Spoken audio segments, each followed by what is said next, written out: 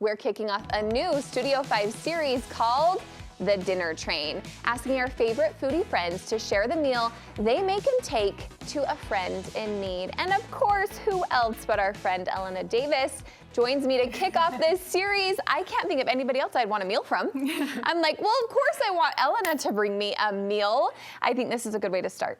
Yes, we're so excited to be here. So excited. Okay, so what is the meal you take? What's your go-to meal when someone is in need? Okay, so before I start, I like to ask people a few questions, like, do you have any dietary restrictions? And so there are a few recipes that I love to bring, but I also want to be mindful of, is it a family with 5 kids? Is it an elderly couple? Is it, and that kind of, even with the same recipe, you'll see as I walk you through this today, how I might change it if it's for 2 elderly, one just had surgery, rather than a family of 5 where I'm bringing the same recipe.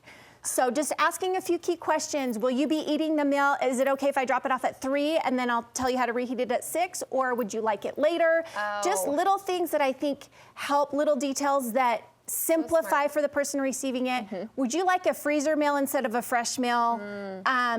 Something that you can just pop in the freezer and have it later on in the week because maybe they've been getting multiple meals and they're like, oh my gosh, I actually don't need another meal. We've been with the overwhelm, but this is so good because those are smart questions, but you're saying this recipe can encompass all of them. Yes, and how to tailor it. So there's just so much to it. So good. Well, tell us what it is. Okay, so we're gonna start with my mom and my nonna's minestrone soup. My mom Say it again. Minestrone. Minestrone. I love it. So my mom would often make this on Sundays. So it was kind of like a clean out the fridge every once in a while recipe with different vegetables in it, right? So you are getting tons of nutrients in this one meal, which if you're recovering from surgery or just had a baby or whatever, you need something healthy. And you crave that freshness. You crave it. Yes, so it's fresh, but it's also hearty.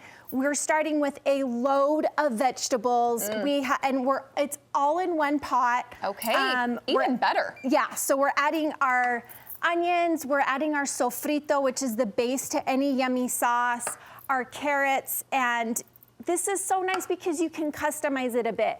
We're doing zucchini and peppers, and you can also add, if you have a little bit of broccoli or whatever, that's what I mean by it's just kind of a clean out the fridge. It's so good. With whatever you have, so don't be stuck on, I have to have these ingredients. And in the recipe post on my website, there's lots of different swaps that you can do, but this is a very general recipe. And I first a lot of people don't do this in soups, but I've got a lot of olive oil in here, and I'm really gonna kind of saute this so that the veggies get a little bit of flavor before we put in the water or broth and things like that. I like that. You're simmering them together to bring out those flavors first before you add the liquid. Yeah. Okay, this is a good tip. This is an Italian tip, people. Yes, so we're gonna cook this down just a little bit until it starts to get fragrant and a little bit soft. Okay. And then we're gonna add if you have green beans, we have cannellini beans, you're gonna add your tomatoes, and then we're gonna add our broth and then finish it off with spinach. That's it.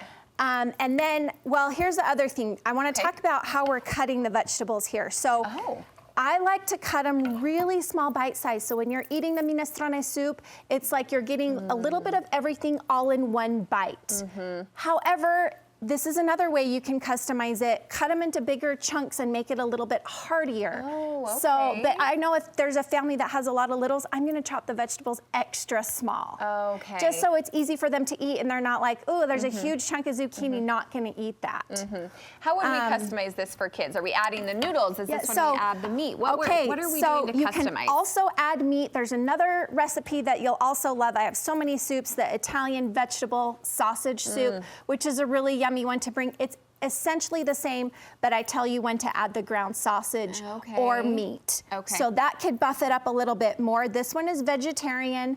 You can leave the pasta, which I like to cook the pasta separately, not in the broth, although you can do both, because I like to control the salt in the pasta and how it's cooked. I like to cook it al dente and then add it after. This feels so Elena. It feels so Elena. I'm just standing here and be like, okay, and that, and don't cook it separate. Listen, I'm taking notes. So you should be too.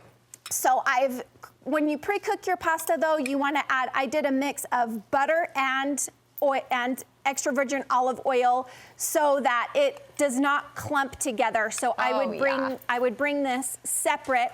And how fun if they have kids, you could make them ABC letters. Oh, you could make them different. Yeah, way. customize the pasta to make it fun if it's, you know, for whoever. So think about who you're serving and try to add little details. Like if you're bringing homemade rolls, I like to add another thing I like to do, or the cheese. Because sometimes it's not the mom or the parent who's serving, maybe you have a teenager who's serving it. So label things like, here's the rolls for the soup or whatever, so something doesn't get left out. Oh, did you get that? Oh, I didn't know that was supposed to go together or whatever. So just little tiny details if you can. It's not always, and it doesn't have to be a big production. This is all made in one pot. It smells so good, so and we're not even done. It's just good. It's just fresh. And we have our basil, and we're gonna start to add in our tomatoes. All the things once they've cooked together. As you're doing this, tell us where we can find more from you online. CucinaByElena.com is where all the recipes live forever and they're free. And then I'm on Instagram every single day. So DM me.